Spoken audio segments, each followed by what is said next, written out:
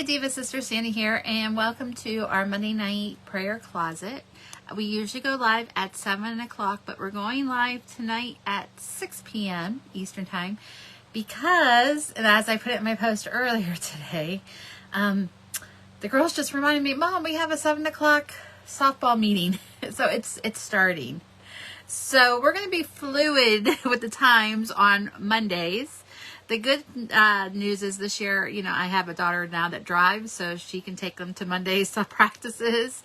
But yeah, it's that time, that taxi season, mom taxi season is starting. So that's why we are a little early, and I'm even a minute ahead because I want to make sure that I am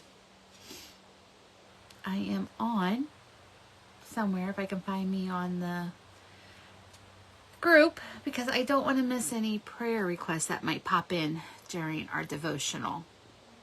So I'm going to refresh the group. So I have a tablet, a camera, and a computer. I'm getting so high tech. So let's see if this will pop up. Diva Sisters. There we are. And there I am.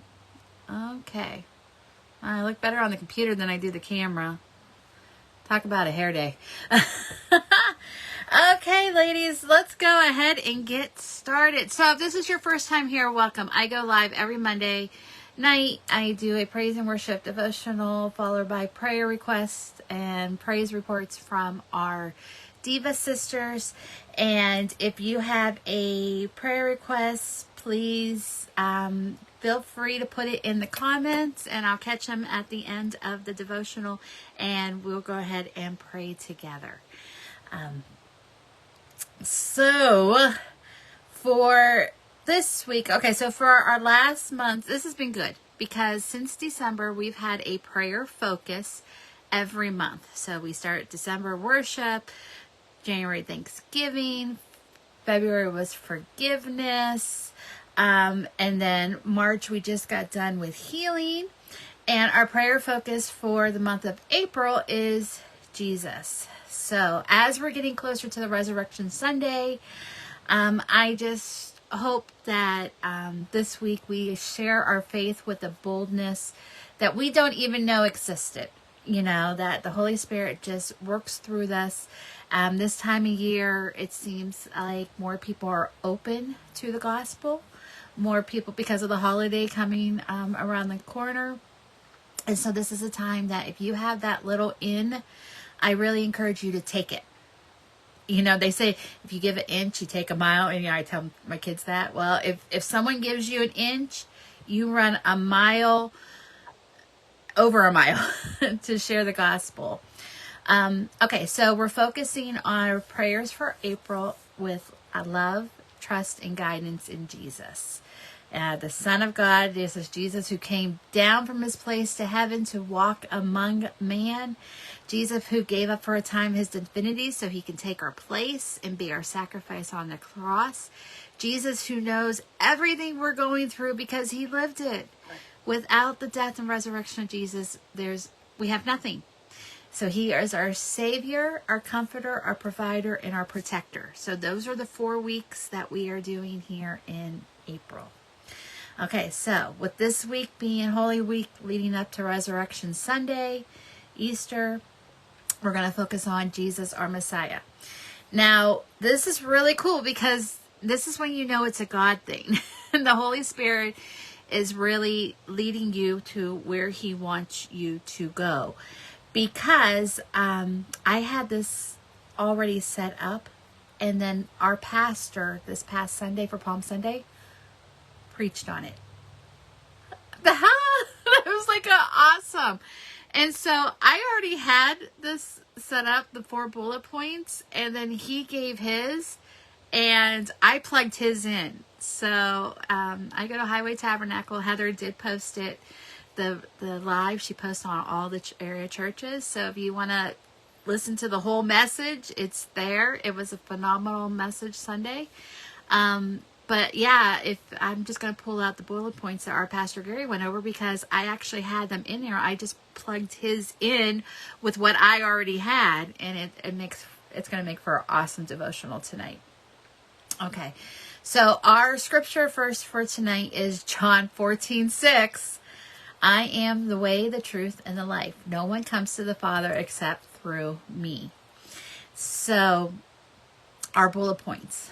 Number 1, we can only come to the Father through the blood of Jesus, meaning our salvation cannot come by works. We will not see eternity by being a good person and doing good things. We will only see the Father if we surrender our lives to Jesus. So Romans 3:23, for all have sinned and come short of the glory of God. Ephesians 1:7, in him we have redemption through the blood, forgiveness of sins, and according to the riches of God's grace. So there we see that it doesn't matter who you are, what you do, if you do not surrender to the blood of Jesus and come under that and let him be your Savior, you're not going to see your Father. You're not. And this is something that I know I'm kind of preaching to the choir, us Diva sisters. We're a non-denominational group who love Jesus and want to edify one another.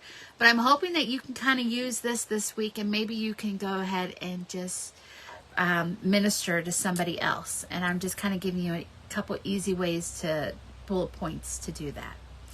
So going on to number 2, he is the way. That's what I had, is he is the way. And then this is where Pastor came in, and I thought, oh, he's saying it so much better than I could. He built the bridge from our sinful life to eternity with God. So that our sin separated us here in the now to God and, for eternity. And there was no way we would cross that great divide without Jesus. I remember seeing a meme, like cartoon once, and it had the person come up to the cross, and it had eternity, like the city, like Jerusalem, all lit up across the ravine on the other side. And he came up to the cross, and he's like, I just see, I don't see, I can't see, I can't get over there, I can't get over there. And the guy, the next picture of the cartoon said, all he had to do was come up to the cross and walk past the cross, and he would have saw the shadow that laid across the ravine to eternity. And I'm like, oh my goodness, what a wonderful representation. So many people get up to that cross, but they won't go past it. They won't accept it. They stop there, they look at it, and they go, it's not for me. And they turn around and they walk away. They never went past it, and they didn't see that shadow, that cross. That's what we needed. That was the barrier. So the way our pastors put it, he's the way, he's the bridge that we need. The bridge is built by the cross, built by his broken body in our place, by the shedding his blood. And 1 Peter 1:18 and 19, it says, knowing that you were not redeemed with perishable things like gold and silver from your futile way of life, inherited from your forefathers, but with the precious blood of an unblemished lamb and spotless, the blood of Jesus. How awesome is that? How awesome. I just get so excited, especially this time of year. We know this, but this is just such a wonderful time where we can share this with somebody else. We're called to share and be ministers and share the Great Commission all the time. But like I said, hearts tend to be a little more tender in this time of year. Okay, number 3. He is the truth. He is the guardrails on the bridge to keep you safe in your journey towards eternity. John 1:19, the Word became flesh and made his dwelling among us. In Psalms 119:105, it says, your word is a lamp to my feet and a light to my path. So, he's the truth. He is the Word. Our Word is active and living as it was all those 1,000 years ago to now. I can pick up that Bible and read something that I didn't read 10 years ago, but became alive in me in my circumstances now. That's how wonderful the Word of God is. So, first we have to go for the blood. Then we're in the Word, ladies, in the Word. And then number 4, he is life. The power, the strength, and the vehicle we need to cross the bridge.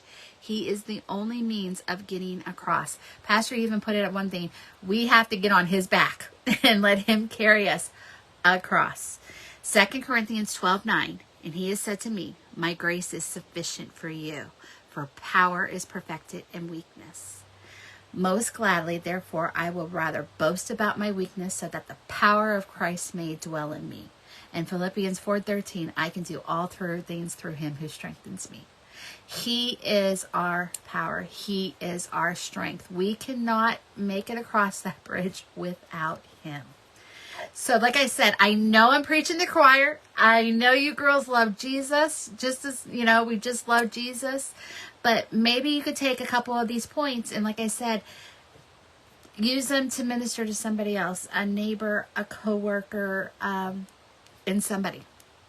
So our song for today, and this isn't a song that you're actually going to hear on the radio. This is an independent song from a church that I happened to came across, and as soon as I heard it, I started crying. Oh, yes. This song is called You Chose the Scars, and I thought it was very fitting, of course, being Holy Week. You chose the scars. It says, a body beaten without cause, a crown of thorns instead of majesty, a punishment that was not yours. With every strike, you could have spared yourself. To be rejected and despised, to feel the wounds and take the stripes from me, to hear the shouts of crucify, with every cry, you could have saved yourself. But you chose the scars, and you wear my name upon your palm.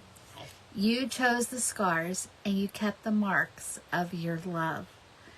To show compassion for the lost, to give assurance to the doubting soul, to bring forgiveness through the cross. For every heart, Jesus, you gave yourself. No greater love than this, you died so I can live. Before the world began, my life was in your hands. You chose the scars and wear my name upon your palms. You chose the scars and kept the marks of your love. So, that was a wonderful. So I have the blog post up with the song. And I think I can post it. Maybe tonight I'll just post the song too, if I can get the link up. Remember. But, I hope you just have a blessed Holy Week, ladies. God is so good. He is so good. So we're going to go ahead and do our prayer for the week. And